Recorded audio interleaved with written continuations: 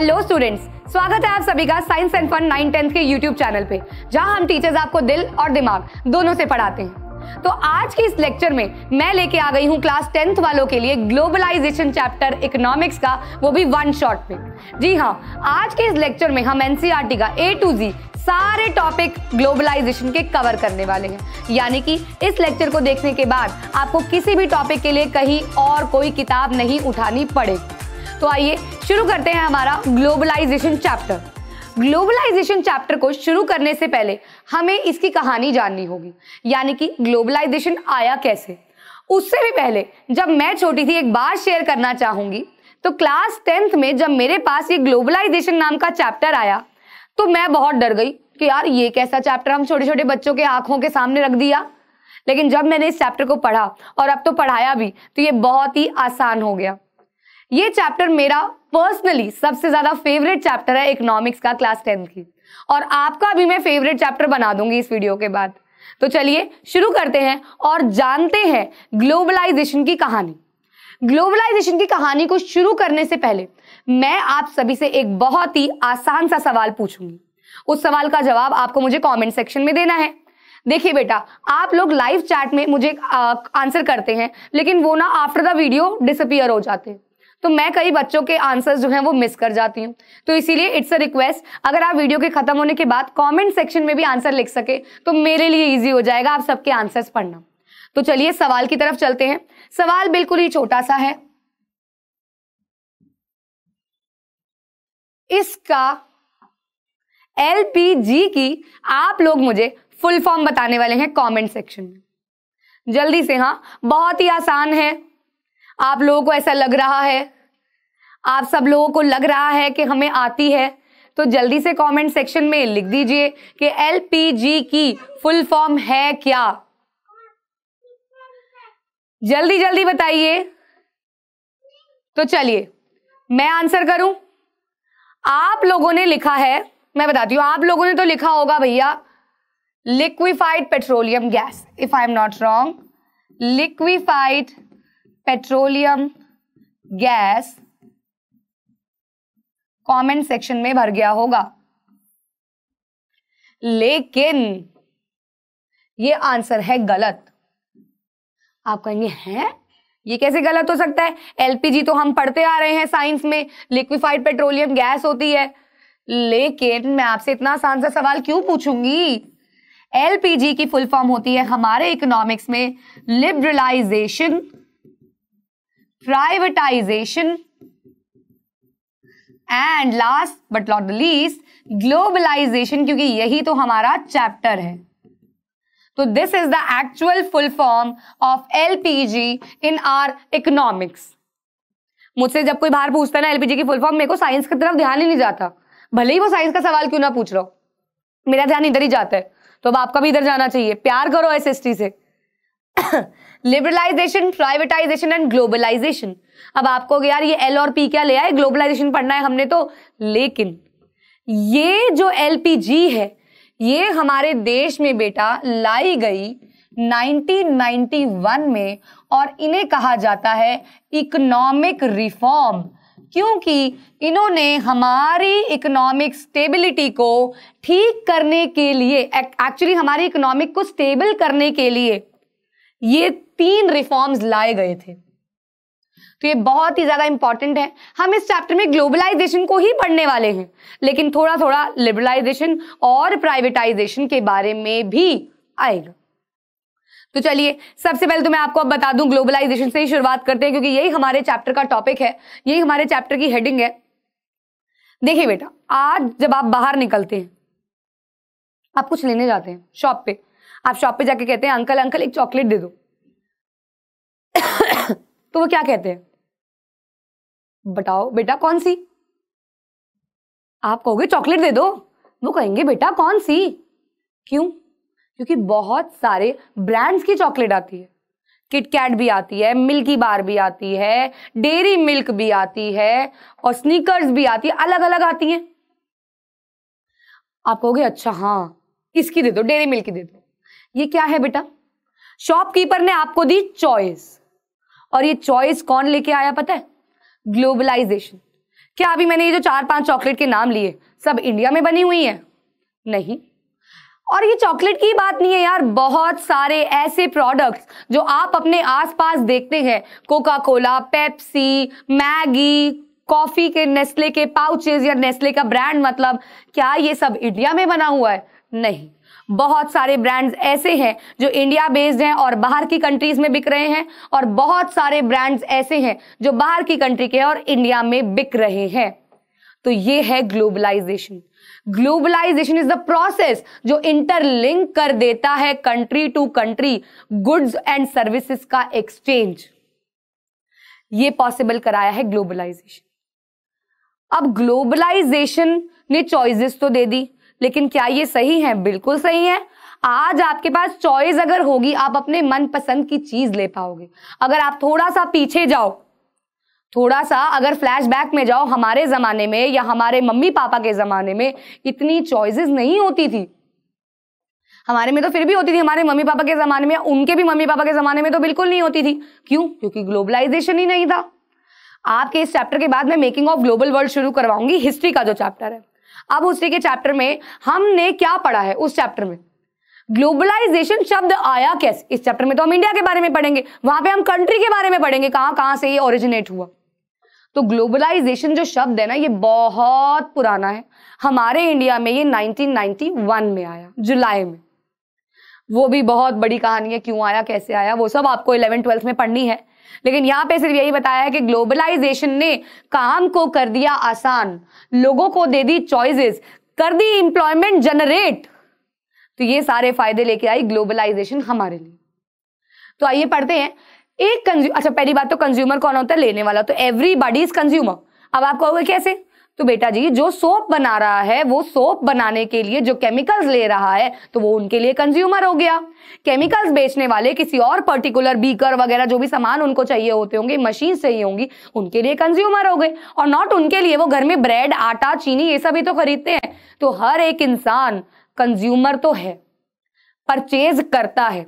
तो कंज्यूमर जो है हमारे आज के, some of us have a wide choice of goods and services before us. तो हमारे सामने बहुत सारी चॉइसेस लेके आ गई ग्लोबलाइजेशन।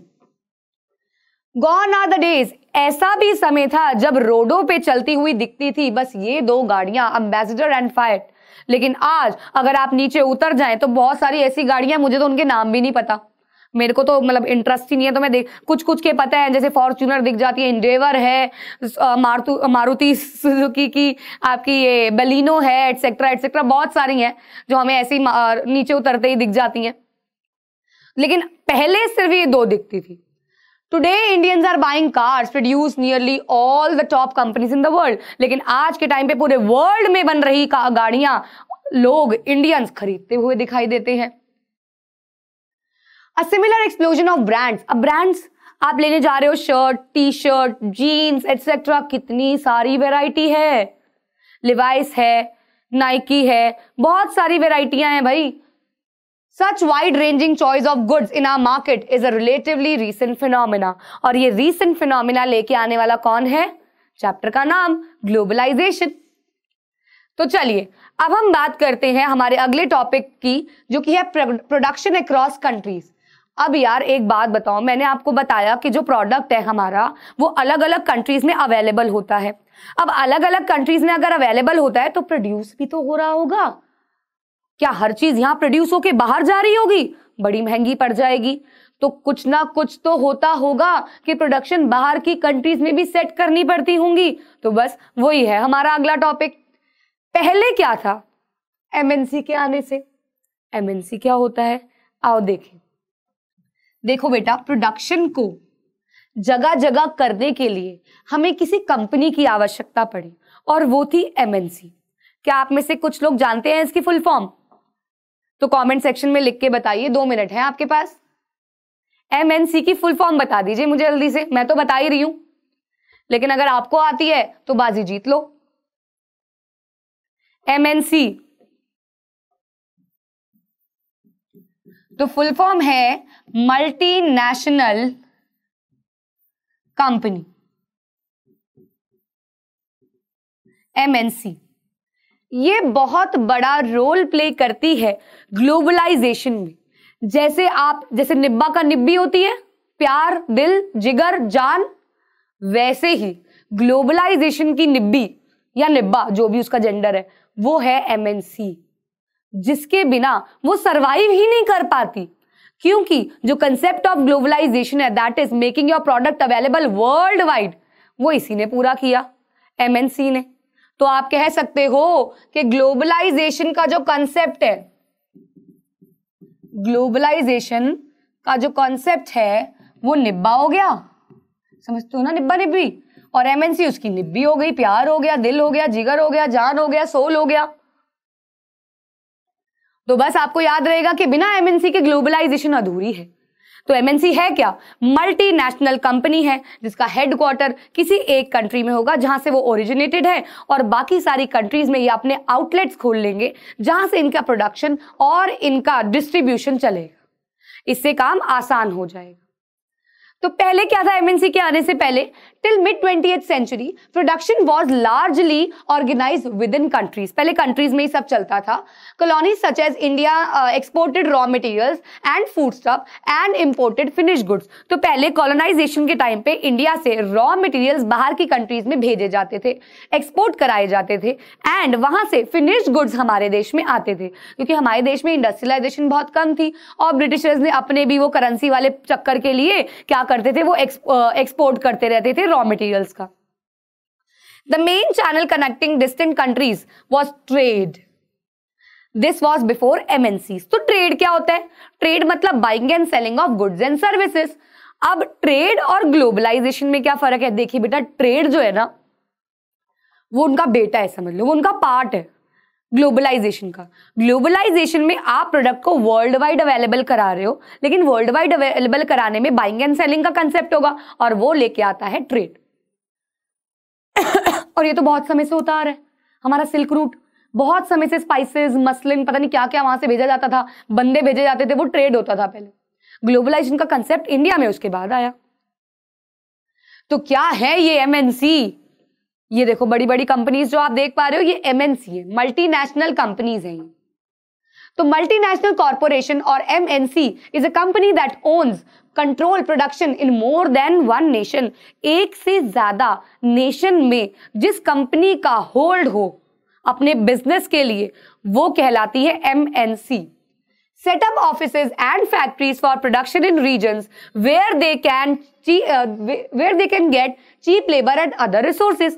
अच्छा एक बात बताओ, आपने मैन्युफैक्चरिंग इंडस्ट्रीज अगर चैप्टर पढ़ा हुआ है तो वहां पे हम ये एक सवाल पूछते हैं कि अगर एक इंडस्ट्री सेटअप करनी है तो आप कहाँ करेंगे? चलिए आप मुझे बताइए, अगर आपको एक इंडस्ट्री खोलनी है, ठीक है, तो आप क्या क्या चीजें देखोगे? जल्दी से कॉमेंट सेक्शन में लिख दो, जल्दी से, 2 मिनट है, कि अगर आपने एक इंडस्ट्री बनानी है तो आप क्या क्या फैक्टर्स देखोगे अपने आसपास कि ये होना चाहिए तब मैं यहां पे अपनी इंडस्ट्री खोलूंगा या खोलूंगी? क्या क्या होना चाहिए ऐसा? देखो यार, मैं अगर होंगी तो मैं तो देखूंगी कि वहां चीप लेबर मिल जाए, इलेक्ट्रिसिटी सप्लाई अच्छी हो, है ना, इजी लॉज हो गवर्नमेंट के, भाई बहुत ज्यादा रिस्ट्रिक्टेड ना हो वो एरिया, वहां पे वाटर फैसिलिटी हो, near by two the market हो, भाई आसपास सामान तो मिल जाए, और ट्रांसपोर्टेशन सिस्टम अच्छा हो, है ना, क्योंकि अगर आप कुछ चीज बनाओगे तो उसको ट्रांसपोर्ट भी तो करोगे। तो ये और भी आपके और भी हो सकते हैं, लेकिन ये कुछ मेरे सोच है। तो ये सारे फैक्टर्स मैं सोचूंगी। तो बस एमएनसी भी इन्हीं कुछ फैक्टर्स को ध्यान में रखती है। चीप लेबर मिल जाए, चीप लेबर मिलेगी तो कॉस्ट ऑफ गुड सस्ता हो जाएगा ना, और मार्केट में ज्यादा बिकेगा। Um, low cost of production and greater profit. जितना आप कॉस्ट को कम करोगे उतना आपका प्रॉफिट ज्यादा होगा। देखिए बेटा, आप लोग जो स्टूडेंट लोग हैं, जब आप स्टेशनरी पे जाते हो तो आप लोग ना इन जनरल अपने रोज के काम के लिए मैक्सिमम 10 रुपए का पेन खरीदते हो, क्योंकि आपको रोज काम करना है। अब आप देखो, वो 10 रुपए का पेन अलग अलग कंपनी वाले बना रहे हैं, रिनॉल्ड्स भी है और ट्राइमैक्स भी है एटसेट्रा। ट्राइमैक्स महंगा होता है, अलग अलग पेन है, बटरफ्लो है। तो आप ये देखो, अगर एक न्यू कंपनी मार्केट में घुस रही है, उसको प्राइस तो अपना 10 रुपये ही रखना पड़ेगा, क्योंकि अगर वो 20 रुपए रख देगी तो यार स्टूडेंट लोगों के लिए, रोज के लिए तो वो वैल्यूएबल ही नहीं होगा, वो लोग नहीं परचेज करेंगे क्योंकि कंपटीशन है मार्केट में। तो वो क्या करेगी कंपनी, अपनी कॉस्ट को कम से कम रखेगी। क्या पता उसका वो पेन 3 रुपए में बन जाए और वो 10 रुपए में बेचे, तो उसके पास वो 7 रुपए का प्रॉफिट हो जाए, और रेनॉल्ड्स वाले शायद 8 का बना रहे हो और 10 का बेच रहे हो। तो जितना आप कॉस्ट ऑफ प्रोडक्ट को कम करेंगे, उतना आपका मार्जिन ऑफ प्रॉफिट बढ़ जाएगा। तो spreading of production by an MNC. अब एमएनसी काम कैसे करती है, आइए देखें। Product designing in USA. Suppose एक प्रोडक्ट है, वो यूएसए में डिजाइन हो रहा है, कंपोनेंट्स मैन्युफैक्चर्ड इन चाइना, और उसके जो पार्ट्स हैं वो चाइना में मैन्युफैक्चर हो रहे हैं। स्किल्ड इंजीनियर्स इंडिया के हैं, उनका दिमाग है। प्रोडक्ट असेंबल हो रहे हैं मेक्सिको में और ईस्टर्न यूरोप में, और फाइनल प्रोडक्ट जो है वो दुनिया में बेचा जा रहा है। तो इसी एक स्लाइड पे ग्लोबलाइजेशन का पन्ना सॉल्व हो गया। पन्ना प्रॉब्लम सॉल्व हो गई। देखो, मतलब इसी एक पन्ने पे ग्लोबलाइजेशन की प्रॉब्लम सॉल्व हो गया, आई मीन टू से। तो क्या हुआ, दोबारा से बढ़ते हैं। यूएसए में प्रोडक्ट को डिजाइन किया, उसकी डिजाइनिंग वगैरह करी, फिर उसके जो कंपोनेंट्स थे, जो उसके पार्ट थे, कोई भी अगर प्रोडक्ट है उसके पार्ट्स को मंगवाया गया चाइना से। सस्ते होते हैं यार, बहुत सस्ते होते हैं। हमारे यहाँ के skilled labours, intelligent labours, and assembling कर दी मेक्सिको, यूरोप में, और जगह जगह बेचा। अब आप देखो ये क्यों किया गया, जहां पे जोन सी चीज फेमस है, सस्ती है और क्वालिटी वाइज अच्छी है, वहां पे उस चीज के लिए हमने अपने प्रोडक्ट के लिए सामान ले लिए। फॉर एग्जाम्पल, इंडिया में सपोज प्रिंटिंग बहुत सस्ती होती, तो बाहर की कंट्रीज हमारे यहाँ अपनी मैगजीन, न्यूज़पेपर को प्रिंट कराने भेज देते और अपने वहां मंगवा लेते। उनकी कॉस्ट कम हो जाती, और कॉस्ट कम हो जाती तो उनका मार्जिन ऑफ प्रॉफिट बढ़ जाता। तो बस सिंपल सी कहानी है। Now condition required to set up MNC. वैसे मैं आपको बता चुकी हूं, लेकिन स्टिल आप क्या देखेंगे, मार्केट पास में हो, चीप लेबर मिल जाए, स्किल्ड भी और अनस्किल्ड भी, क्योंकि एमएनसी में हर तरह का काम होता है। डेस्क जॉब भी होती है और रेड़े वाले की भी जॉब होती है। तो दोनों तरीके की जॉब के लिए वी वांट चीप लेबर। और गवर्नमेंट की पॉलिसीज जो हो वो फेवरेबल हो, वही मैंने आपको बताया भैया, इजी लॉज हो ताकि कोई रिस्ट्रिक्शन ना हो। Having assured themselves of these conditions, MNCs set up factories and offices for production. और ये सारी चीजों को MNC देखती है और वहां पे जाके अपना ऑफिस गाड़ देती है। Now the question is, what is an investment? तो basically investment एक ऐसा पैसा होता है जो आप किसी चीज में लगाते हैं प्रॉफिट कमाने के लिए, क्योंकि हर कोई यहाँ पैसा कमाने के लिए बैठा है। बाप बड़ा ना भैया, सबसे बड़ा रुपया, ये बात तो है ही। तो बस इन्वेस्टमेंट का मतलब क्या है, जैसे यार आपके पापा हैं, अगर उनके बहुत सारे कहीं से पैसा आया तो उन्होंने क्या किया, एक घर, एक प्लॉट लेके डाल दिया, ज्वेलरी खरीद ली कि भैया तेरी बहन की शादी होगी उसमें काम आ जाएगा, तो इन्वेस्ट कर दिया, ये होती है इन्वेस्टमेंट। तो आप इन्वेस्टमेंट किस फॉर्म में कर सकते हो, इन द फॉर्म ऑफ, आप कुछ भी ले सकते हो ना, in the form of building ले सकते हो, बिल्डिंग बोले तो कोई भी एसेट ले सकते हो आप ज्वेलरी ले सकते हो, गोल्ड सिल्वर ले सकते हो, आप शेयर ले सकते हो, है ना, एटसेट्रा। तो आप इन फॉर्म में क्या कर सकते हो, इन्वेस्टमेंट कर सकते हो। Now what is foreign investment? Investment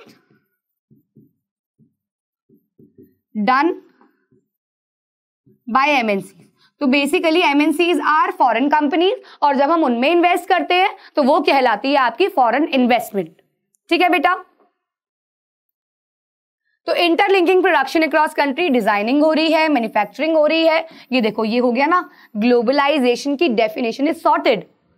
interlink हो रहा है, सब चक्री घूम रही है, पूरे वर्ल्ड में बिकने वाला है। कई बार एमएनसीज सेटअप की जाती है दूसरी कंपनीज के साथ, अच्छा देखो, लोकल कंपनीज क्या होती है, बाहर से बाहर का मतलब है यार बाहर की कंट्री से, ठीक है, समझ जाना।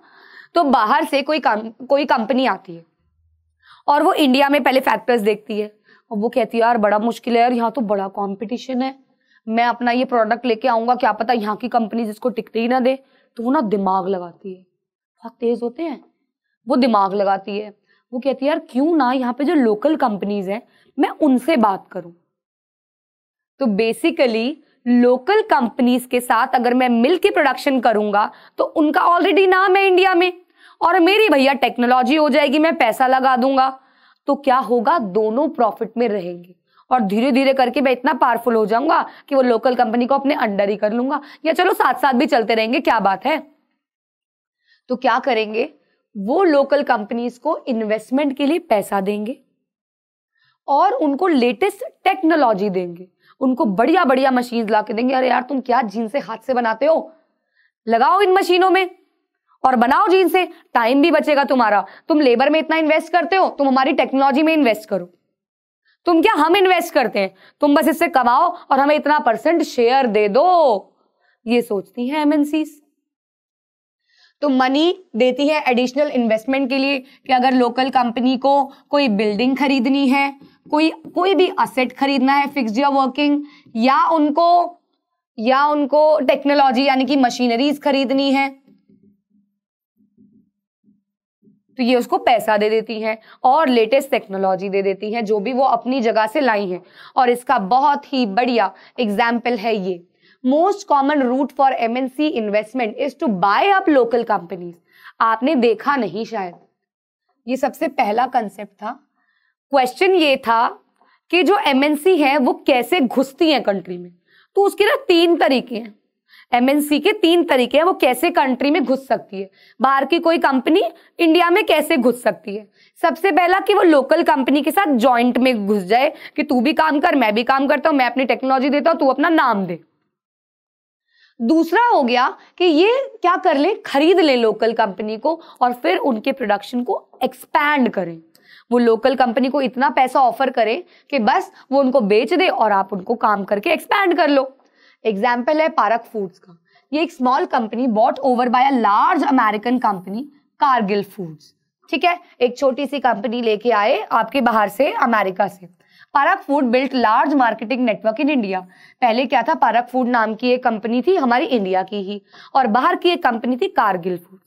कारगिल फूड्स आई और पारक फूड से क्या बोला कि आप हमें अपनी कंपनी बेच दो, और उन्होंने बेच दिया। बल्कि उनका इंडिया में बहुत अच्छा नेटवर्क था, 4 ऑयल रिफाइनरीज थी, और इनका जो कंट्रोल था अब शिफ्ट हो गया था कारगिल के पास, क्योंकि कारगिल ने इस लोकल कंपनी को खरीद लिया था। Kargil is now the largest manufacturer of edible oil, खाने वाला ऑयल, खाने में यूज होने वाला oil in India, making 5 million pouches daily, और ये डेली के 5 मिलियन पाउचेस बनाता है। तो वेल्दी एमएनसीज ये आराम से कर सकती हैं, जिनके पास भी रुपया है, पैसा है, वो आएंगी। छोटी कंपनीज जो ऑलरेडी बहुत ज्यादा सेट हो रखी है एग्जिस्टिंग कंट्री में, उनको वो खरीद लेगी और नाम बना लेंगी। तो नाम भी चेंज हो गया। हाँ, बहुत बार सुनते हो यार कि पर्टिकुलर कंपनी इसने खरीद ली, मैं नाम नहीं लूंगी, बहुत बड़े बड़े नाम है, तो वो खरीद लेते हैं कंपनीज पूरी, और वो फिर उसमें अपने प्रोसेस से काम चलाते हैं, एंड देन बहुत फेल भी हो सकता है, ये रिस्क वाला काम है, लेकिन प्रॉफिट भी कमा सकते हैं। Now the third way is another way in which MNCs control production. Large MNCs place their order। देखो क्या करते हैं वो क्या करते हैं, वो ना बाहर से आते हैं, अपना देखो ज़ारा का नाम लेके आए वो सपोज। अब उन्होंने क्या किया, लोकल मतलब कंट्री में लोकल कंपनी ऑलरेडी जीन्स बना रही है।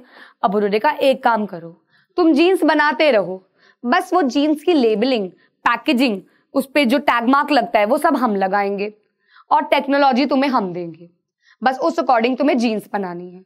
अब वो क्या करेंगे, जीन्स बना लोकल कंपनी में ही रहे हैं, उसका नाम लग गया, उसके ऊपर टैग लग गया ज़ारा का, प्राइस लग गया, थोड़ा सा पॉकेट वगैरह में चेंज ले आए, गुड क्वालिटी ऑफ बटन्स लगा दिए, एंड देन बस वो एमएनसी ने अपना काम करना शुरू कर दिया, यानी कि लोकल कंपनी का प्रोडक्ट अपने नाम से बेचना शुरू कर दिया। तो ये थर्ड मेथड है। पहला मेथड चलो पहले एक बार देख लेते हैं। Large MNC place there orders for production with small producers and sell them under their brand name. These MNCs have tremendous power to determine price, और यही प्राइस डिटरमाइन करेंगे, क्वालिटी चेक करेंगे, डिलीवरी देखेंगे, लेबर को संभालेंगे और production यानी कि डिस्ट्रीब्यूशन करेंगे। तो बेसिकली अगर देखा जाए 3 तरीके जिससे एमएनसीज अपने प्रोडक्शन को एक्सपैंड कर रही है। तो पहला है, ये बहुत इंपॉर्टेंट है यार, बहुत इंपॉर्टेंट है बच्चों, ये बहुत इंपॉर्टेंट है, आ जाता है कि लोकल MNCs कैसे आती हैं, कैसे घुसती हैं कंट्रीज में। तो सबसे पहला पार्टनरशिप कर लेगी लोकल कंपनी के साथ, दूसरा लोकल कंपनी को ही खरीद लेगी, और तीसरा उनको कॉन्ट्रैक्ट देगी, यानी कि उनका सामान अपने ब्रांड नेम से बेचेगी। ठीक है बेटा, क्लियर है? ये तीनों मेथड्स हैं जिससे MNC घुसती है। ठीक है, नाउ व्हाट वी कंक्लूड, अब हम इससे क्या समझे? MNCs are exerting a strong influence on production at these distant locations. तो MNCs basically दूर दूर की जगहों को कब्जा करने के चक्कर में है।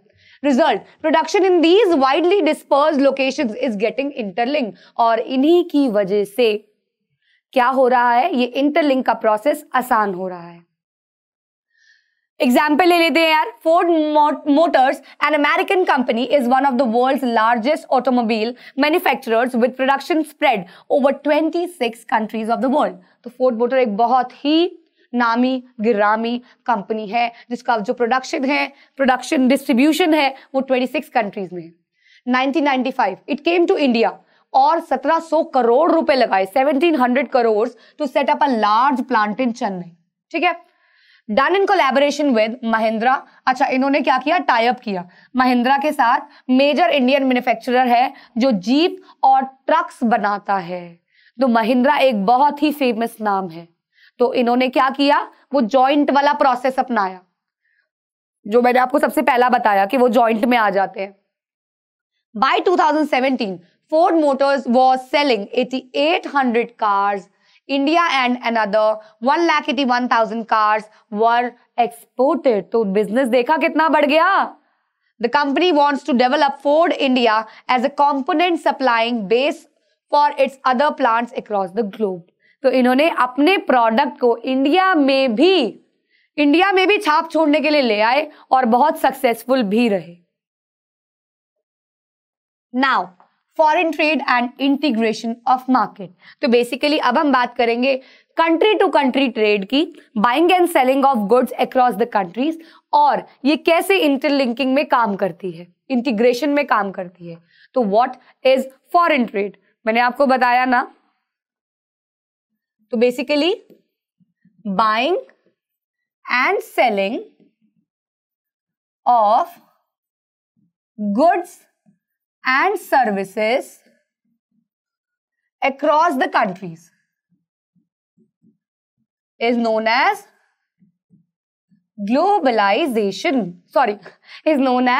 foreign trade.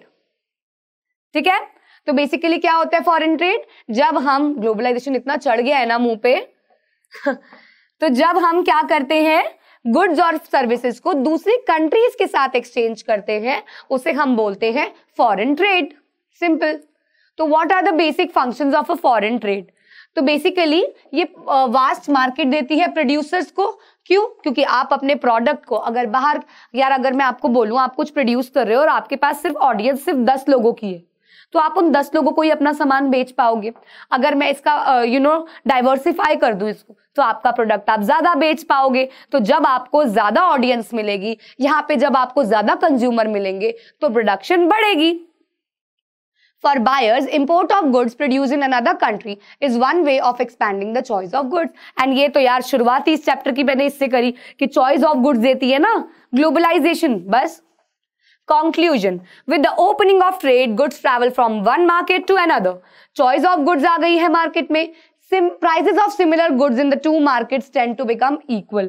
तो बेसिकली पहले क्या होता था ना, जितनी चॉइस नहीं होती थी तो मनचाहा प्राइस बोल दो, लेकिन अब इतने सब्स्टिट्यूट, इतने अलग अलग ब्रांड्स आ चुके हैं कि कंपटीशन बहुत ज्यादा हो गया है। अगर आप उस प्रोडक्ट को महंगा बेचोगे तो कस्टमर कहीं और से जाके खरीद लेगा, राइट? तो बस प्राइजेस जो है वो इक्वल क्वालिटी ऑफ प्रोडक्ट्स के सिमिलर हो गए इसकी वजह से। And increase competition between producers of two different countries. Also competition बढ़ गया। आपको मैं एक सिंपल सी बात बताती हूँ, अगर प्रोड्यूसर्स के बीच में कंपटीशन बढ़ेगा तो कंज्यूमर्स का उसमें फायदा होगा, क्योंकि एक दूसरे से वो चीज को सस्ती बनाने की कोशिश करेंगे ताकि उनका प्रोडक्ट ज्यादा बिके। सस्ती का मतलब वो क्वालिटी को भी कम नहीं कर सकते, तो कंज्यूमर्स के पास वैरायटी भी आएगी और प्रोडक्ट का जो प्राइस है वो भी कम होगा। नाउ देखो यार, चाइनीज प्रोडक्ट्स की तो बात आप सब जानते हो। अगर मुझे मार्केट में जाना है और मुझे अपने घर में किसी बच्चे के लिए टॉय खरीद के लाना है, तो मैं तो यार being a mother, being a चाची, बीइंग अ ताई, बीइंग अ आंटी, जो भी, मैं तो जाके ना चाइनीज प्रोडक्ट ही खरीदूंगी। क्यों? क्योंकि बच्चे को तो वो 2 दिन में तोड़ना है या 4 दिन में भूल जाना है, तो मैं क्यों इंडियन टॉय खरीदूं जो इतना महंगा होगा, जो टूटेगा ही नहीं सालों साल, मैं क्या करूंगी उसका। और तो और बच्चों को तो यार वैसे इंटरेस्ट इतने जल्दी बदलता है, तो हम क्या करेंगे, हम चाइनीज टॉयज खरीदेंगे। अब देखना जितने भी माँ बाप होंगे आपको ये बचपन में चाइनीज टॉयज ही दिलाए होंगे। क्यों? सस्ते होते हैं, दिखने में भी अच्छे होते हैं, तो इंडियन टॉय से ज्यादा बिकते हैं, क्योंकि उन्होंने अपने कॉस्ट ऑफ प्रोडक्ट को कम किया हुआ है। भले ही हम उसको बाहर की कंट्री से इंपोर्ट करा रहे हैं, तब भी उसका कॉस्ट कम है, इंपोर्ट कराने के बाद भी इंडिया से कम है। देखो यार, उनके पास फैक्टर्स है, लेबर, उनकी टेक्नोलॉजी, वो हमारे पास शायद नहीं है, बल्क में वो वर्ल्ड वाइड करवा रहे हैं एक्सपोर्ट, वो हमारे पास नहीं है। तो Chinese manufacturers export toys to India where toys are sold at a high price. They start exporting plastic toys to India. India में ना टॉयज बहुत महंगे बिकते थे, तो क्या किया चाइना वालों ने अपने यहां से प्रोडक्ट बना के बेचने लग गए। Buyers in India now have more options to choose from. अब पहले तो यार कोई ऑप्शन ही नहीं होता था, इंडिया में प्रोडक्ट बन रहे हैं और वो इंडिया वालों को खरीदने पड़ रहे हैं, और प्राइस भी जो मांग रहे हैं वो देने पड़ रहे हैं। लेकिन जब चाइना ने एंट्री मारी इंडिया में, चाइनीज प्रोडक्ट ने एंट्री मारी इंडिया में, तो भैया इंडियन कस्टमर के पास आ गई choice. Chinese toys being cheap and latest in design. मैंने कहा ना बहुत ब्यूटीफुल भी दिखते हैं। अभी वो कैक्टस कितना चला था यार, भूल गए? वो कैक्टस नहीं चलता, डांसिंग कैक्टस, वो हर दूसरे बच्चे के पास दिखता था। वो यार चाइना का तो आया था, मतलब ब्लैक में बिक रहे थे, इतनी डिमांड हो गई थी। वो दिखने में भी अच्छे होते हैं और रेट वाइज भी ठीक ठाक होते हैं। तो became more popular in Indian market. Within a year, 70 to 80% of toys replaced with Chinese toys. तो ये जो 70 to 80% टॉयज इंडियन मार्केट में खरीदे जाते थे, वो चाइनीज ही खरीदे जाने लगे। रीजन मैंने आपको दे दिया, दाम का सस्ता होना, सुंदर दिखना, बस यही चाहिए एक माँ बाप को अपने बच्चे के लिए। तो इससे क्या पता चलता है मेरे बच्चों? Foreign trade results in connecting the market or integration of markets in different countries. तो basically foreign trade हमें allow करता है अलग अलग कंट्रीज से इंटीग्रेट करने का। ठीक है, चले आगे। चलिए अब हम बात करते हैं ग्लोबलाइजेशन क्या है। अरे पूरे चैप्टर में यही पढ़ रहे हैं हम, ग्लोबलाइजेशन होता क्या है। तो बेसिकली डेफिनेशन आ चुकी है बच्चों। Globalisation is the process of rapid integration और इंटरकनेक्शन बिटवीन कंट्रीज। बता दिया है। नाउ एमएनसीज इसमें मेजर रोल प्ले करते हैं, ये भी मैंने बता दिया। निब्बा निब्बी वाली कहानी बता दी ना तुमको, अब भूलना नहीं है, क्योंकि एमएनसी अगर आपको ग्लोबलाइजेशन पे नोट लिखना, भाई निब्बा निब्बी मत लिखाना, कहीं यही लाइन लिखाओ और पूछे कहां से पढ़े थे तुम। ठीक है, तो आप लोगों को मैं बता चुकी हूं, अगर ग्लोबलाइजेशन पे नोट लिखना आता है, सबसे पहला पॉइंट आ जाएगा इसकी डेफिनेशन का, दूसरा पॉइंट आ जाएगा कि एमएनसीज इसमें बहुत ही मेजर रोल प्ले करते हैं, और more and more goods and services, investments and technology are moving between countries। और इसी की वजह से सामान का इधर उधर होना हो गया आसान। और इधर और उधर यहाँ पे ये गली गली में नहीं है, ये कंट्री टू कंट्री है, जो ग्लोबलाइजेशन ने पॉसिबल कर दिया। Large part of foreign trade controlled by MNC result greater integration of production। Markets में बहुत ही इजीली फ्लो होना शुरू हो गया। Now there is another way in which countries can be connected. This is through movement of people, right? अगर एक इंसान, यानी कि आप लोग किसी रिश्तेदार के घर भी जाते हैं और वहां 2 घंटे बैठ के आते हैं, तो आप पहली बात तो कुछ सामान लेके जाते हैं, वहां से कुछ सामान लेके, मतलब बचपन में क्या होता था ना, एक सीक्रेट बताती हूँ। बचपन में क्या होता था, जब मेरे पास पैसे खत्म हो जाते थे ना, तो आसपास में अपने रिश्तेदारों के घर चली जाती थी, क्योंकि जब जाओगे तो वो ऐसे हाथ में, अरे बेटा आई है, ये ले 100 रुपीज का नोट दे दिया, कभी 200 का दे दिया। 200 का तो खैर तब होता नहीं था, 200 का तो डिनोमिनेशन अभी आई है, लेकिन 100 रुपए का नोट दे दिया, 50 रुपए दे दिए, वो भी बहुत होते थे। तो बस पॉकेट मनी खत्म होनी, और मतलब इतना फ्रीक्वेंट भी नहीं कि वो कहीं तो आती इसलिए, लेकिन हाँ 6 महीने में एक बार चक्कर मार आते थे कि भैया पैसे मिल जाए। तो हम क्या करते थे, अब तुम लोग भी कुछ लोग फॉलो करने लग जाओगे, है ना। तो हम लोग क्या करते थे,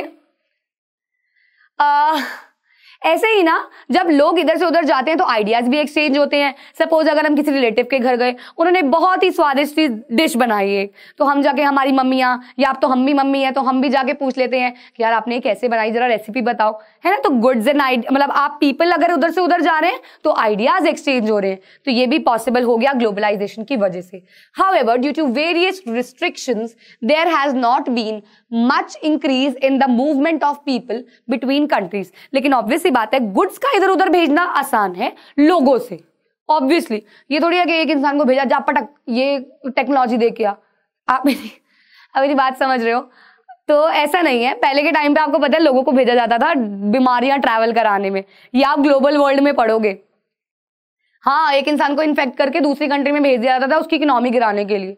लेकिन यहाँ पे ऐसा नहीं है, यहाँ पे हम गुड्स एंड सर्विसेज का मतलब कह रहे हैं कि पीपल से भी आप ट्रांसफर कर सकते हो, लेकिन गुड्स एंड सर्विसेज से इजीली आप, मतलब वो आसान है।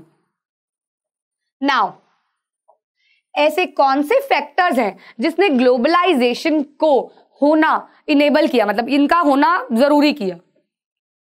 तो दो मेजर फैक्टर कौन से हैं बच्चों? सबसे पहला टेक्नोलॉजी। जी हां, अगर हमारे देश में टेक्नोलॉजी ना होती तो हम ग्लोबलाइजेशन ना कर पाते उस लेवल की जिस लेवल की आज पॉसिबल है। आज आप कहीं पे भी बैठे हैं, कोई दूसरा रिश्तेदार या माँ बाप अब दूर नहीं लगते। पहले के टाइम पे माँ बाप विदाई के टाइम पे बहुत रोते थे, मतलब अभी भी रोते होंगे, लेकिन अभी कुछ लोगों को तो लगता है यार ठीक है वीडियो कॉल है हम मिल लेंगे।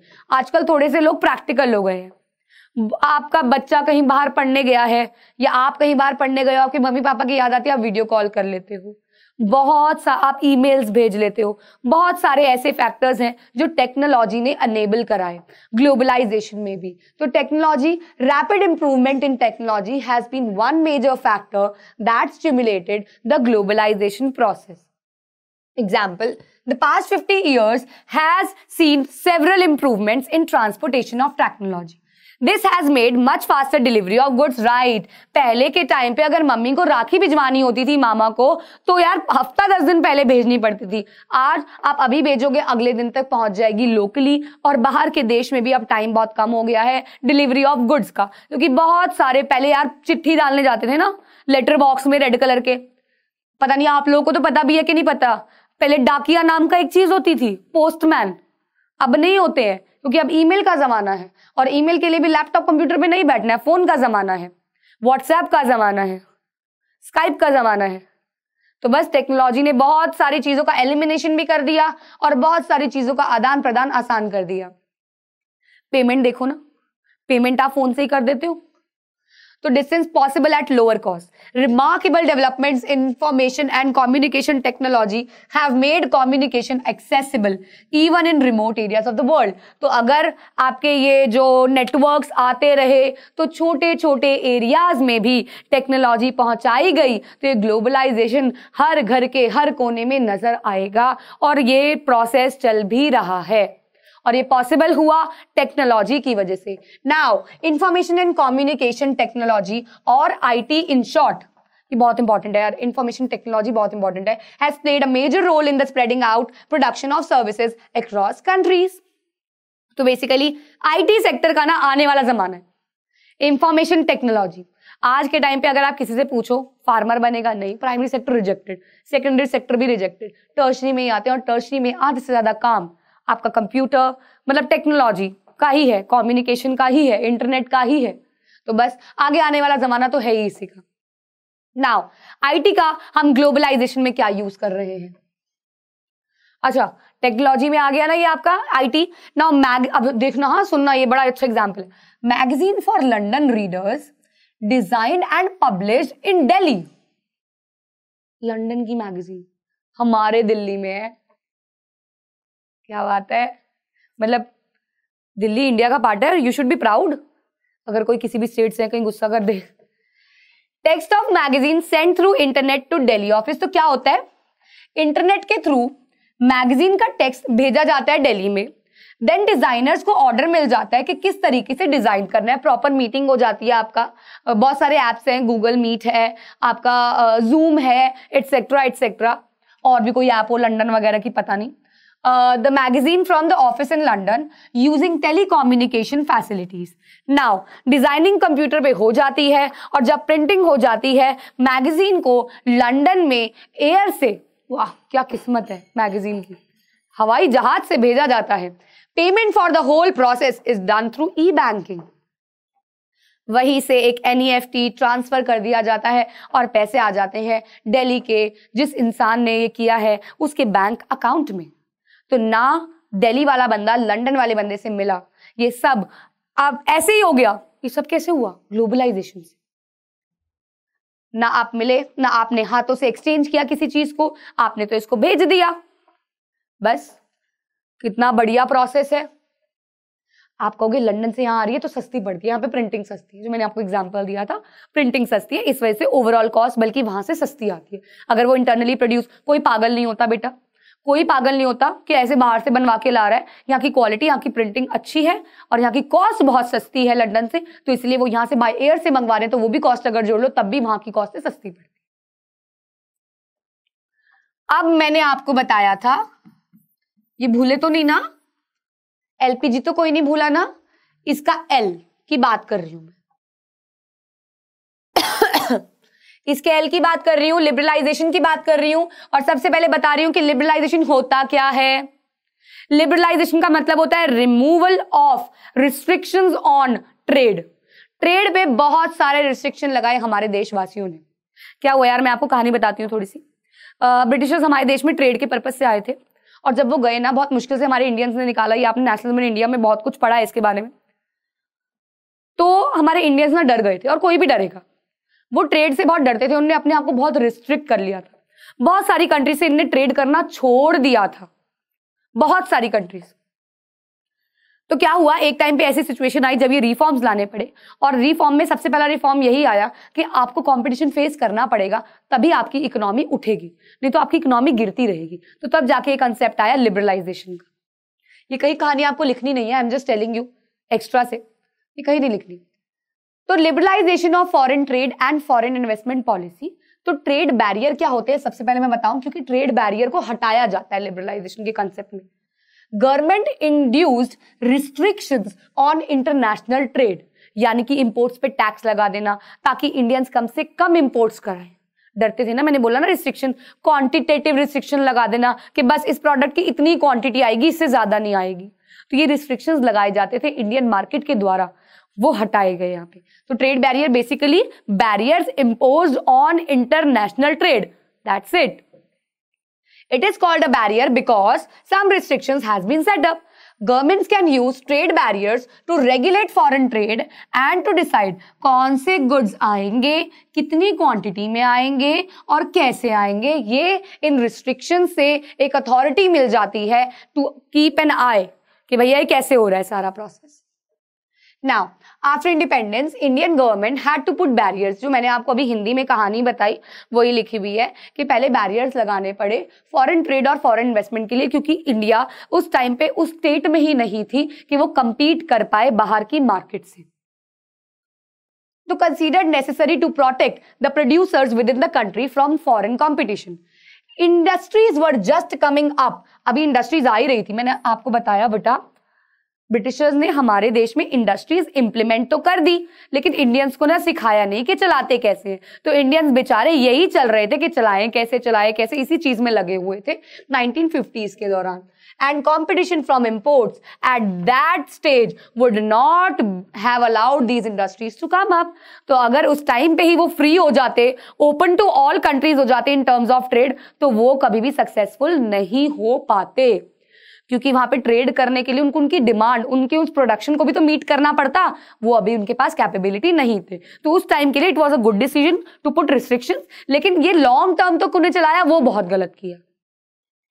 Thus, India allowed imports of only essential items जैसे कि मशीनरी, पेट्रोलियम, फर्टिलाइजर्स एटसेट्रा, जो बहुत जरूरी थी और वो खुद नहीं बना पाते थे, सिर्फ उन्हीं को उन्होंने आने दिया, इंपोर्ट होने दिया. आओ ट्रेड पॉलिसीज में आए चेंजेस देख लें। ट्रेड पॉलिसीज में 1991 जब एलपीजी आया था तो क्या चेंजेस लाए गए। Government decided the time had come for Indian producers to compete with producers around the globe. उन्होंने कहा बस अब अपनी कुर्सी की पेटी बांध लो और तैयार हो जाओ जंग के लिए, क्योंकि ये भी तो एक जंग है इंडिया। मैं आपको एक ना एग्जाम्पल देती हूँ। एक लड़की होती है घर पे, आपकी बहन है, आप खुद हो, या कोई भी आपके घर में छोटी बच्ची है, उसको ना पेरेंट्स बहुत ज्यादा प्रोटेक्ट करके रखते हैं। ठीक है, 12th तक उनको पढ़ाया, ट्यूशन छोड़ने जा रहे हैं, लेने आ रहे हैं, स्कूल छोड़ने जा रहे हैं, स्कूल से लेने आ रहे हैं। लेकिन एक टाइम ऐसा आता है जब उनकी बेटी बड़ी हो जाती है, सपोज कॉलेज में जाती है, और वो कहती है पापा मैं तो अब खुद जाऊंगी। तो वो एक ऐसा टाइम आ जाता है जब पेरेंट्स बैठ के अपनी बेटी को समझाते हैं कि बाहर का जमाना कैसा है, तुम्हें कैसे चलना है, तुम्हें अपनी डिसीजन कैसे लेने हैं, ये तुम देखोगी। ऐसा ही होता है, तो उनको समझाया जाता है। तो बस इसी तरह हमारी इंडिया समझ लो उस लड़की की तरह थी जब ब्रिटिशर्स छोड़ के गए, जिसे बहुत ही प्रोटेक्ट करके रख लिया गया कि आगे कोई आके इंडिया के ऊपर रूल ना कर जाए। तो इसीलिए इंडिया को प्रोटेक्टेड रखा, और फिर उसके पेरेंट्स ने, हमारे वर्ल्ड बैंक ने, हमारे नेताओं ने ये समझा कि अब इंडिया तैयार है फॉरेन कंपटीशन को फेस करने के लिए और मैदान में उतारने के लिए। ठीक है बेटा, competition would improve the performance of producer within the country. Producers within the country would have to improve the quality of the product. आपको अपना बेस्ट देना होगा ना, तभी तो आप मार्केट में टिक पाओगे। Decisions supported by powerful international organizations. Thus, trade barriers were removed to a large extent. तो बस इसी चीज को, इसी डिमांड को पूरा करने के लिए क्या किया गया, इंडिया पे ट्रेड रिस्ट्रिक्शंस को हटाया गया। तो what is liberalization? Removal of trade restrictions या barriers on या from on international trade। अब आईटी को आप यार वो ना ले लो, इंफॉर्मेशन टेक्नोलॉजी, तो on इंटरनेशनल ट्रेड। वैसे तो मैं आपको ये होमवर्क देने के लिए छोड़ के लाई थी, पर ना दिल माना नहीं, मैंने लिख दिया।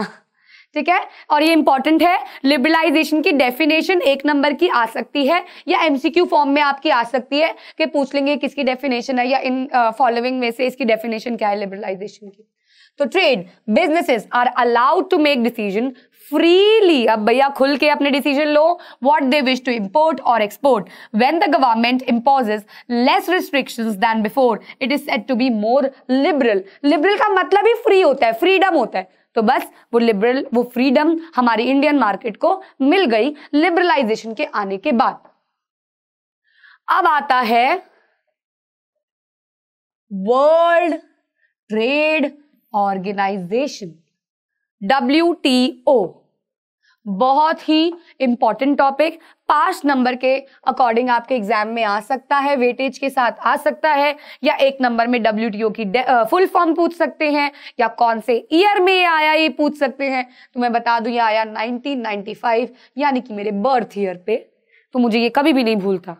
1995 में ये आया जनवरी में।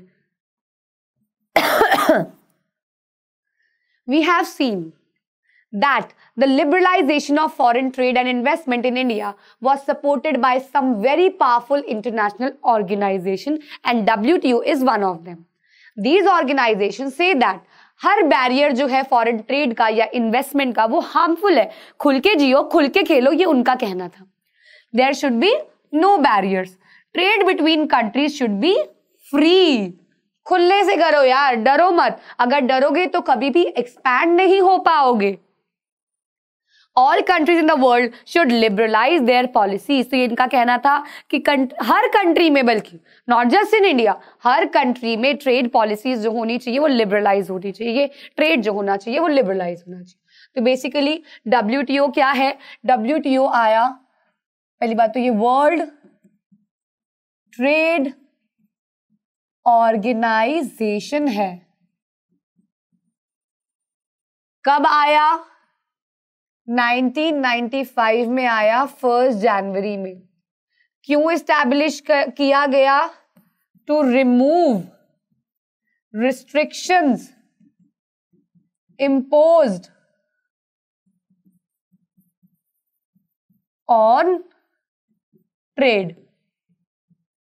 टोटल नंबर ऑफ कंट्रीज थी 164 और इंडिया ने भी ज्वाइन किया जब ये आया तभी। ठीक है, तो ये था हमारा WTO और इसके बारे में ये सारी चीजें आपको पता होनी चाहिए। World trade organisation is committed to allow free trade among its members countries. Member country मतलब 164 कंट्रीज इसके मेंबर्स हैं, तो उसमें ये सारा फंक्शनिंग संभालती है और इसको देखती है। यानी कि free trade benefits are enjoyed by developed countries more than developing countries. देखिए बेटा, दो तरीके की कंट्रीज होती है, दो नहीं 3 तरीके की कंट्रीज होती है। मैं आपको यहां पे बता देती हूं। एक होती है डेवलप्ड, ठीक है, एक होती है डेवलपिंग और एक होती है अंडर डेवलप्ड।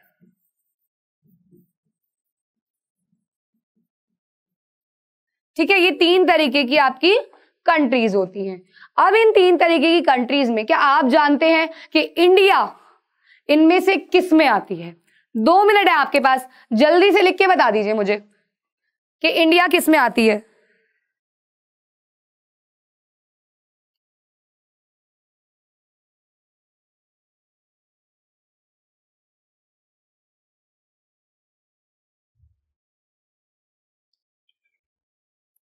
बताइए बच्चों, जल्दी से बताइए।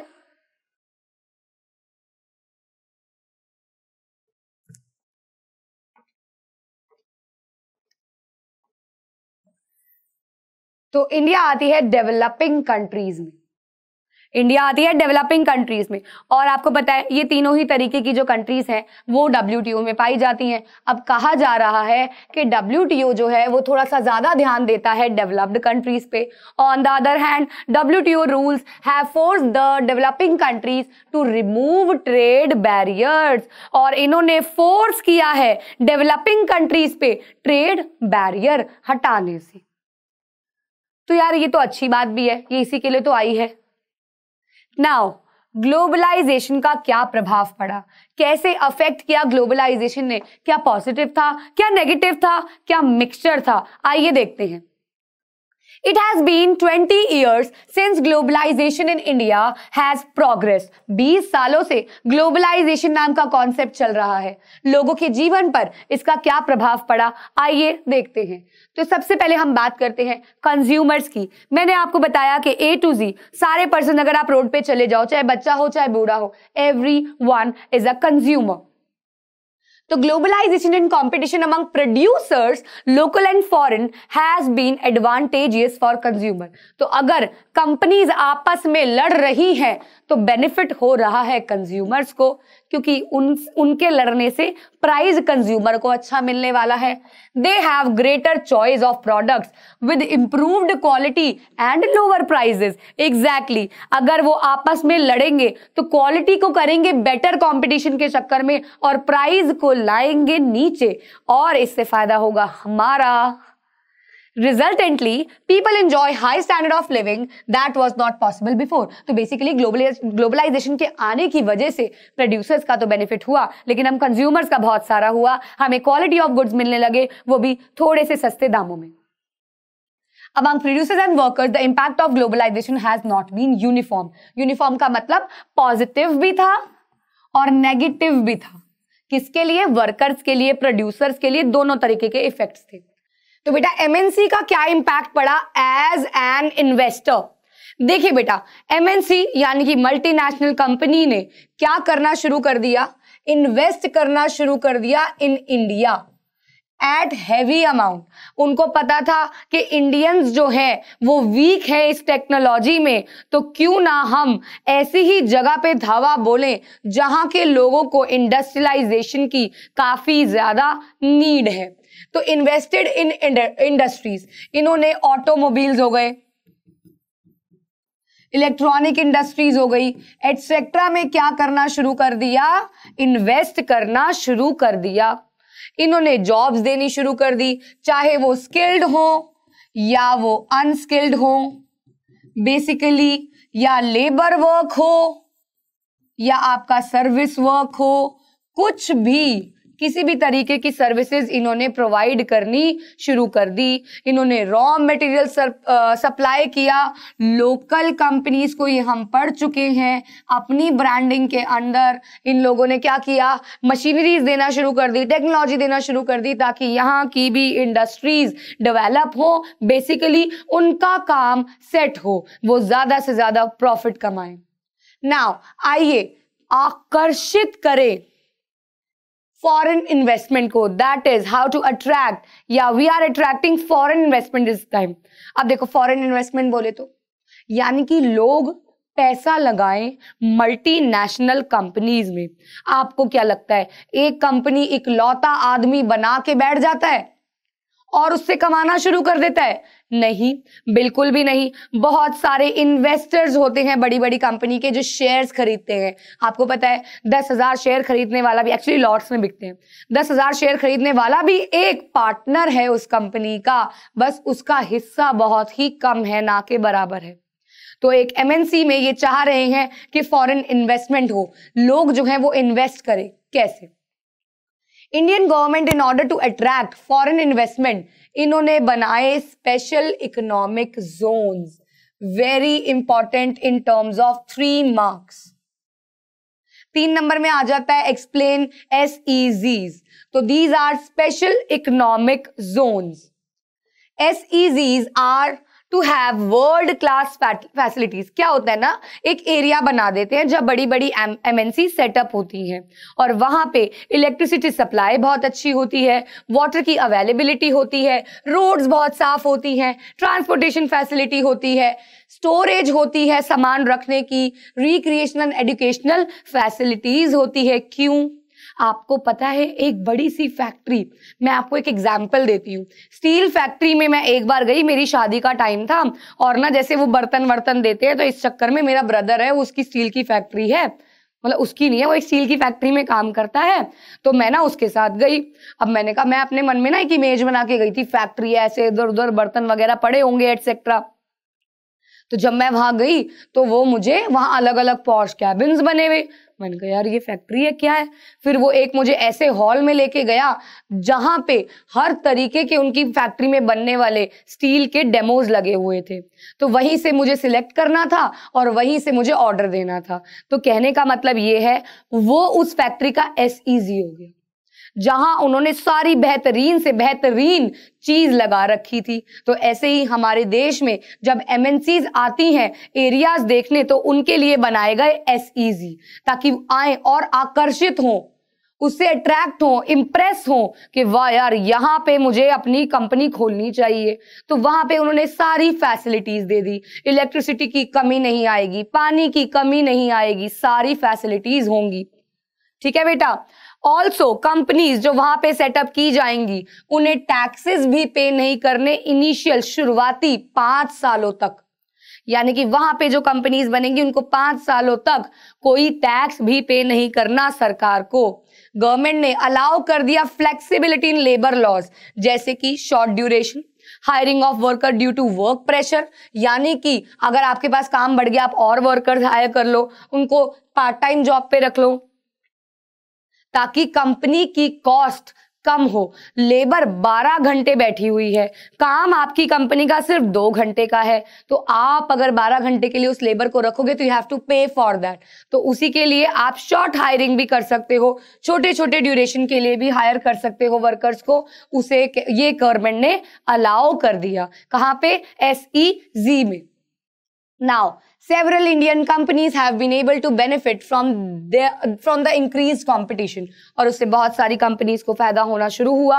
They have invested in newer technology and raised their production standards. Some have gained from successful collaborations with foreign companies. Collaborations, I told you the third method, जिसके अंदर MNCs local company के साथ collab कर लेती हैं और क्या करती, जैसे आजकल इंस्टाग्राम पे नहीं चलता, इंस्टाग्राम पे आप किसी के साथ रील बनाओ और आप उसको कोलैब कर सकते हो, दैट इज वो आपकी ऑडियंस भी देखेगी और उनकी ऑडियंस भी देखेगी और लाइक्स बढ़ेंगे, व्यूज बढ़ेंगे। तो ऐसे ही जो फॉरेन कंपनीज होती हैं उनको तो कोई नहीं जानता होता इंडियन कंपनी में, इंडियन मार्केट में आई मीन, तो वो क्या करती है, इंडियन कंपनी, नामी गिरामी कंपनी के साथ कॉन्ट्रैक्ट कर लेती हैं एंड वाइसा वर्सा। हमारी इंडियन कंपनीज भी फॉरेन कंपनीज के साथ टाई अप कोलैब करती हैं। Example, Tata Motors, Infosys, Ranbaxy, Asian Paints, Sundaram Fasteners nuts and bolts बनाते हैं। ये सब वर्ल्ड वाइड फैले चले जा रहे हैं just because of collaborations with foreign companies. Now globalisation has created new opportunities for service companies जो सर्विसेज प्रोवाइड करती हैं, particularly IT industry. I already told you there is a boom of IT industry in future and in present as well. अभी क्या होने वाला है, IT sector का बोलबाला है और आगे जाके ये बोलबाला और भी बढ़ने वाला है। वाह, ये तो राइम हो गई। अभी एट प्रेजेंट आईटी सेक्टर का बोलबाला है और आगे जाके ये और भी बढ़ने वाला है। चलिए एग्जाम्पल, कॉल सेंटर्स। देखिए बेटा, कॉल सेंटर्स को आउटसोर्सिंग भी बोलते हैं। आपको अगर एक टाइम पे ना, हमारे टाइम पे बहुत फेमस हुए थे कॉल सेंटर्स जॉब। 10th पास 12th पास को कॉल सेंटर्स में ले लेते थे। इनका काम होता है कस्टमर से ग्रीवियंसेस लेना। आपको एयरटेल कंपनी, वोडाफोन कंपनी वाले कॉल करते हैं, ये कॉल सेंटर से करते हैं। आप किसी के भी हेल्पलाइन नंबर या कस्टमर केयर नंबर पे कॉल करते हैं, वो कॉल सेंटर्स होते हैं। तो बस कॉल सेंटर्स हो गए Indian company producing magazine for London based company. तो बेसिकली हम लोग बाहर के देश के लिए मैगजीन तक छाप रहे हैं। Services like data entry, accounting, administrative task, engineering are done cheaply in India and exported the developed countries. तो बहुत सारे ऐसे लोग हैं, specially after the time of corona, बहुत सारे ऐसे लोग हैं जो बाहर की देश की कंपनी के लिए भी काम कर रहे हैं इंडिया में ही बैठे बैठे। Now globalisation and small producers. अभी तक हमने बात करी, देखिए मैं आपको अगर बताऊं तो हमने अभी तक बात करी कंज्यूमर्स को लेके कि ग्लोबलाइजेशन ने कैसे अफेक्ट किया उनकी लाइफ पे। किसकी लाइफ पे? कंज्यूमर्स की लाइफ पे। अब हम बात करने जा रहे हैं छोटे छोटे प्रोड्यूसर्स के लिए ग्लोबलाइजेशन कैसा साबित हुआ। For small producers globalisation pose serious challenge of either to compete और टू पेरिश। पेरिश का मतलब होता है गायब हो जाना, यानी कि अभी क्या है, आपके पास या तो कर या मर, या तो कंपटीशन लड़ या तो गायब हो जा इस मार्केट में से, इस इंडस्ट्रियलाइजेशन में से। इंडस्ट्रीज जैसे कि batteries, plastics, toys, dairy products and vegetables are some example which have been hit hard due to competition. क्योंकि बहुत सारे मेथड्स आ गए हैं, आज आप घर बैठे बैठे ऑर्डर कर लेते हैं, ब्लिंकिट है, जेप्टो है, एटसेट्रा एटसेट्रा। लेकिन ये छोटे छोटे वेंडर्स का क्या होगा, जो हमारी गली में आवाज लगाते हुए घूमते हैं, उनका क्या होगा, जिस तरीके से ये हमारा ई सिस्टम बढ़ता ही चला जा रहा है। तो हर चीज के पॉजिटिव्स भी हैं और नेगेटिव्स भी हैं। पॉजिटिव्स ये हैं कि हम जैसे लोगों के लिए इजी हो गया है, जैसे बिजी लोग हैं, उनके पास टाइम नहीं है नीचे उतरे सब्जियां छाट छाट के लाएं, वो बस ऑर्डर करते हैं। फ्रेश बिग बास्केट हो गया, कंट्री डिलाइट हो गया, बहुत सारे ऐप्स आ गए हैं अब तो, जिनका नाम भी नहीं पता, ऐसे भी ऐप्स हैं। तो उन जैसे ऐप्स की वजह से हमें तो बेनिफिट है, लेकिन of course small vendors affect होते हैं। तो बस वही ग्लोबलाइजेशन पे भी बहुत, ग्लोबलाइजेशन का प्रभाव भी स्मॉल प्रोड्यूसर्स पे पड़ा। Many have shut down, making workers jobless। तो कईयों ने तो अपनी कंपनी बंद कर दी और उनके जो वर्कर्स थे वो बेरोजगार हो गए। Notably, small industries in India employ the largest number of workers in the country next to agriculture। तो हमारे देश में एग्रीकल्चर में वैसे ही बहुत ज्यादा पॉपुलेशन एंगेज थी, ग्लोबलाइजेशन के आने से थोड़ा फर्क इस चीज में पड़ा। Now, competition and uncertain employment। अभी क्या है, कंपटीशन है। ग्लोबलाइजेशन ब्रॉट चॉइसेस, ग्लोबलाइजेशन ने बहुत सारी अवेलेबिलिटी बढ़ा दी। आज आप घर बैठते हो, रिमोट से ही आपका सब काम हो जाता है, पंखे चल जाते हैं, लाइट्स ऑफ हो जाती हैं। एलेक्सा को आप बोलते हो, Alexa please tell me the weather, वो आपको वेदर बता देती है। एलेक्सा मतलब मेरे ऑफलाइन के बच्चे बोले, हमने तो एलेक्सा से बोला आई लव यू, तो उसने आगे से क्या जवाब दिया, I love you too but as a friend. मतलब एलेक्सा इतनी इंटेलिजेंट है यार। तो देखो ऐसी ऐसी चीजें हमारे लाइफ में आ चुकी हैं कि हमें और निठल्ला बना दिया। पहले हमारी मम्मियां डंडे से पीट पीट के कपड़े धोती थी, आज के टाइम पे बस जाना है, स्विच ऑन करना है, सूख के कपड़े बाहर आते हैं ड्राई होके फुली ऑटोमेटिक मशीन में। ये सब ग्लोबलाइजेशन का दिया हुआ है। लेकिन अगेन स्मॉल वेंडर्स पे फर्क पड़ता है, अब कंपटीशन लेवल बढ़ता है। ग्लोबलाइजेशन ने बहुत ज्यादा इंपैक्ट डाला वर्कर्स की लाइफ पे। कोई जॉब सिक्योरिटी नहीं रही। क्यों? क्योंकि डिमांड जो है वो लिमिटेड है, लेकिन supply of labour is unlimited. अगर अवेलेबिलिटी ऑफ लेबर इतनी ज्यादा होगी तो कोई भी जो काम देने वाला है उसको पता है उसको कमी नहीं है, उसको बहुत लेबर मिल जाएगी, तो वो उनको हरास करते हैं। Large MNCs in the garment industry in Europe order their products from Indian exporters. These MNCs look for cheapest goods to maximize their profit. To get bulky orders, Indian garment exports try hard to cut the cost. तो अभी क्या करते हैं, जैसे example दे रखा है यार, ये तो गारमेंट इंडस्ट्री का एग्जाम्पल दे रखा है कि बड़ी बड़ी MNCs जो है वो यूरोप से जैसे गारमेंट को ऑर्डर कर रही हैं और प्रोडक्ट्स फ्रॉम इंडियन एक्सपोर्टर्स। अभी सिर्फ एक छोटा सा एग्जाम्पल दिया हुआ है। कोशिश, इसका मतलब क्या है इन तीन का, कोशिश की जाती है कि प्रोडक्ट की जो कॉस्ट है ना उसको सबसे सस्ता किया जाए ताकि प्रॉफिट मार्जिन ज्यादा हो। Now uncertain employment, exporters try to cut labour cost. Labour cost बोले तो उनका मतलब होता है कि हम क्यों ना मशीन में इन्वेस्ट कर दें और लेबर्स को कम कर दें। तो cut off raw materials can since cost of, अच्छा देखो कह रहे हैं, देखो रॉ मटेरियल्स को तो आप नहीं अवॉइड कर सकते, वो तो जो लगेगा वो लगेगा। पेन में प्लास्टिक की बॉडी लगेगी तो लगेगी, लेकिन हम लेबर को तो कम कर सकते हैं अगर हम अपनी मशीनरी ज्यादा लगा दें तो। To meet both ends workers work overtime in low wages. अब उनको क्या होता है, बाबूजी काम दे दो प्लीज, हम बहुत मेहनत करेंगे। वो बेचारे ओवर टाइम तक करते हैं छोटे छोटे पैसों के लिए, थोड़े थोड़े पैसों के लिए।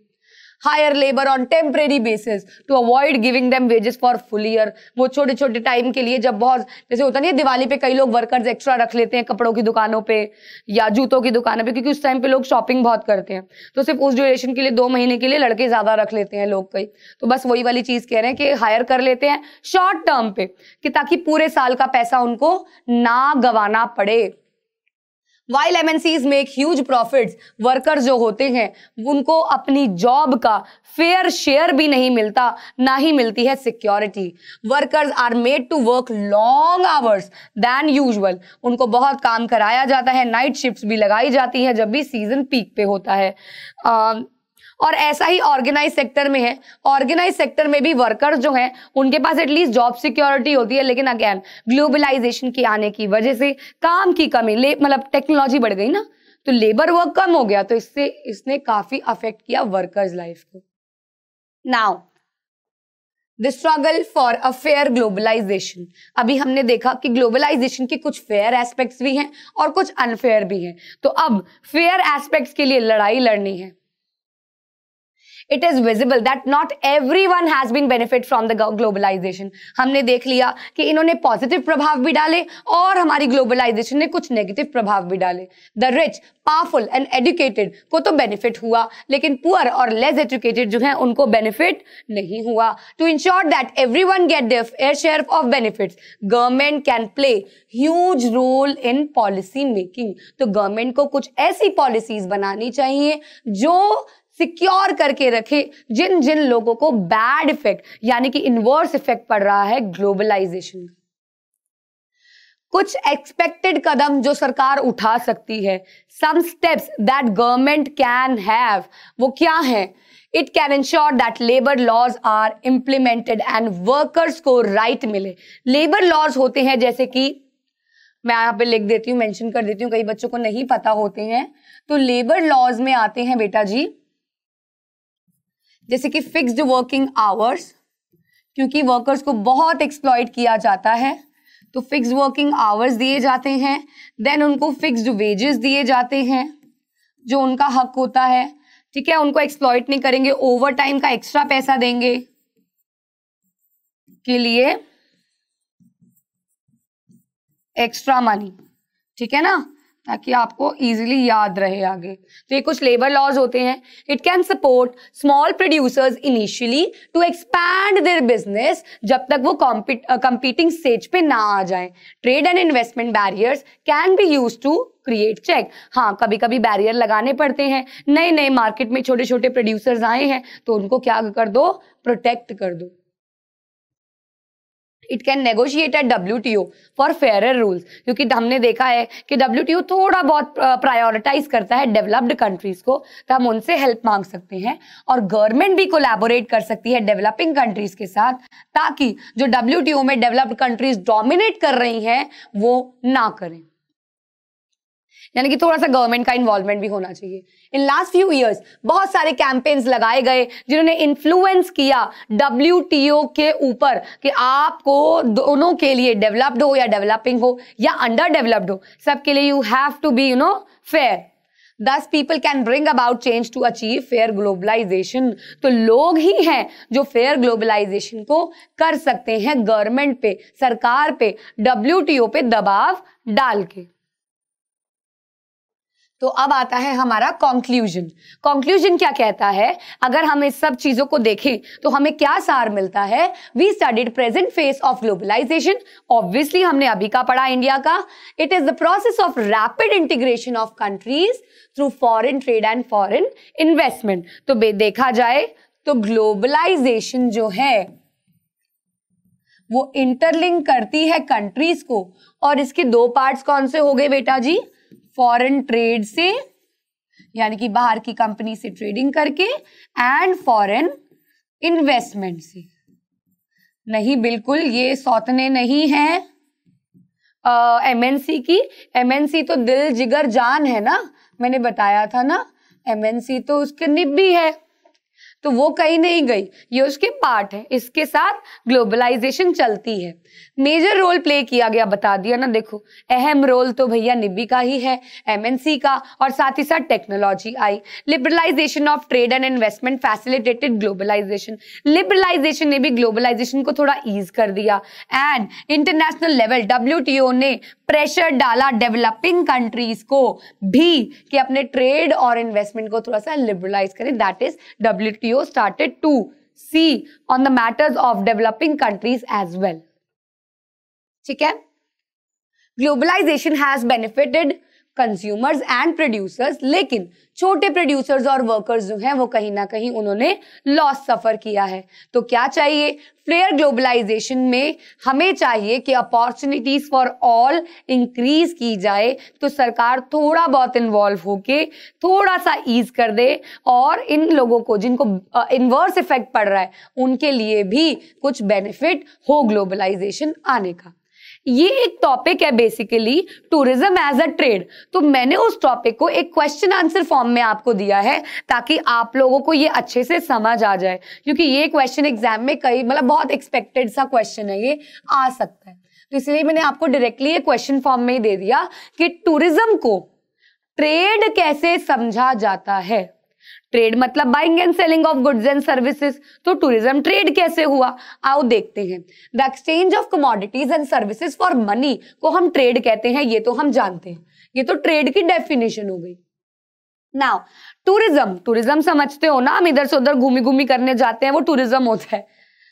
वो घूमी घूमी ना मेरे को बच्चों के साथ बोल बोल के हो गया है। तो टूरिज्म क्या है? Tourism industry in the last few decades has grown exponentially, मतलब दबा के इंप्रूवमेंट हुई और देश को खूब फायदा दिलाया टूरिज्म ने as an important business sector. Some of the reasons for that, tourism provides support to local handicraft. जब बाहर, अच्छा यार तुम मतलब जो दिल्ली के हैं, स्पेशली जो भी दिल्ली के हैं, वो जनक आप कौन सा है वो सरोजनी मार्केट को कौन कौन जानता है? सरोजनी मार्केट, सरोजनी नगर पता है आप लोगों को? बहुत सस्ती सी, बहुत ही ज्यादा बार्गेनिंग करने वाली मार्केट है, और हम गर्ल्स की तो फेवरेट मार्केट होती है वो। एक और भी है, जनपद मार्केट भी है एक CP में, वो भी बहुत ज्यादा फेमस है इन टर्म्स ऑफ सस्ती सस्ती चीजों में। तो सोचो ऐसी जगहों पे जब फॉरेनर्स आती हैं तो वो अगर किसी भी हैंगिंग, किसी भी ईयरिंग के लिए दे आस्क फॉर प्राइस के what is the cost of this earring, then they say 50 rupees for example, and they are like wow it is just of 50 rupees. Oh my God, India is very सस्ता, India is very cheap, right? तो उनके लिए 50 rupees is nothing, उनके लिए 50 रुपए बहुत कम है उनके डॉलर के अकॉर्डिंग, और हमारे देश वालों के लिए वो हम लोग तो 10 रुपए में लेके आए इंडियंस, हमें पता है, अब उनको बेनिफिट हुआ। हाथ से बनी हुई चीजें वहां बहुत बिकती हैं और बाहर के आए हुए लोग उसको जरूर खरीदते हैं, मोस्टली खरीदते हैं कि हाँ कि यार इंडिया की स्पेशलिटी हम लेके जाएंगे। वो वैसे भी वहां के जो मार्केट वाले होते हैं, शॉपकीपर होते हैं, वो इतना उनको बोलते हैं कि ये this is made by hand, ये बहुत ज्यादा मतलब लेबर से बना हुआ है, ये हमारे देश की ये दिखाता है एटसेट्रा। वो बहुत अट्रैक्ट हो जाते हैं, उन्हें इंग्लिश सीखी होती है, वो सब उनको समझाते हैं एंड देन वो खरीद लेते हैं। तो बेसिकली बहुत ज्यादा बड़ा है, लोकल हैंडीक्राफ्ट्स के लिए काफी ज्यादा वैल्यूएबल साबित हुआ है। बहुत सारे पीपल डायरेक्टली एम्प्लॉयड हुए हैं इस टूरिज्म की इंडस्ट्री में। एज अ टूरिस्ट गाइड बनना ये भी एक जॉब है। India has a booming market for medical tourism, लोग यहाँ पे इलाज कराने आते हैं।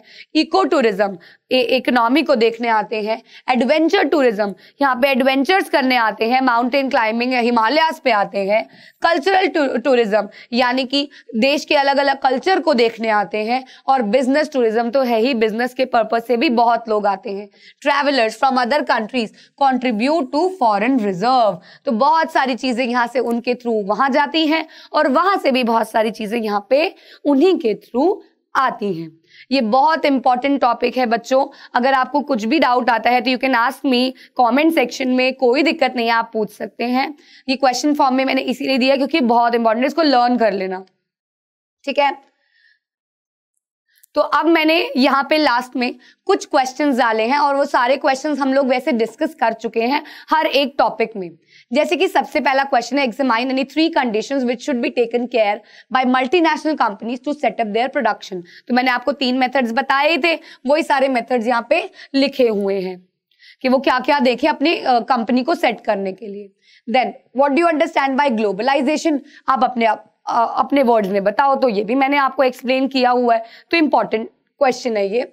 What was the reason for putting barriers of foreign trade, and क्यों करना था, मैंने बताया कि हमारे यहाँ के जो प्रोड्यूसर्स थे, मैन्युफैक्चरर्स थे, वो डरते थे because of British colonial rule. Flexibility कैसे ला सकते हैं कंपनी में लेबर लॉ के लिए, वो कैसे करते हैं, वो जो छोटे छोटे अभी बताया छोटे छोटे स्पैन के लिए हायर कर लेना, उनको बहुत जॉब सिक्योरिटी ना देना, ये सब किया जाता है। उन लॉज को, उनके लिए लॉज बनाने पड़ेंगे। This is the question. Now, how has improvement in technology stimulated the globalization process? यहाँ पे आपको पूरा टेक्नोलॉजी को एक्सप्लेन करना है, थोड़ा ब्राइट हो गया। यहाँ आपको पूरा टेक्नोलॉजी को एक्सप्लेन करना है, दैट इज कैसे कम्युनिकेशन, इंटरनेट, ट्रांसपोर्टेशन, इन सब ने कैसे प्रमोट किया है ग्लोबलाइजेशन को। नाउ ग्लोबलाइजेशन कैसे फेयर बना सकते हैं कि गवर्नमेंट का इन्वॉल्वमेंट हो जाए, डेवलप्ड और डेवलपिंग इकोनॉमीज पे दोनों पे ध्यान दिया जाए, पॉलिसीज बनाई जाए, ये सब यहाँ पे लिखी हुई हैं। और इसी के साथ हमारा ग्लोबलाइजेशन चैप्टर आप लोगों के लिए होता है समाप्त। आई होप आपको ये पूरा चैप्टर समझ में आ गया हो।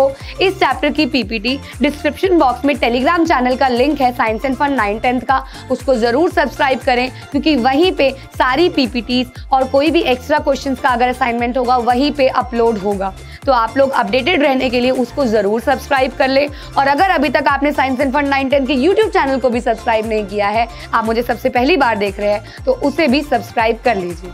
ठीक है बेटा, अगले लेक्चर में हम मिलने वाले हैं मेकिंग ऑफ ग्लोबल वर्ल्ड लेके, हिस्ट्री का चैप्टर है, मिस नहीं करना है। तब तक के लिए गुड बाय।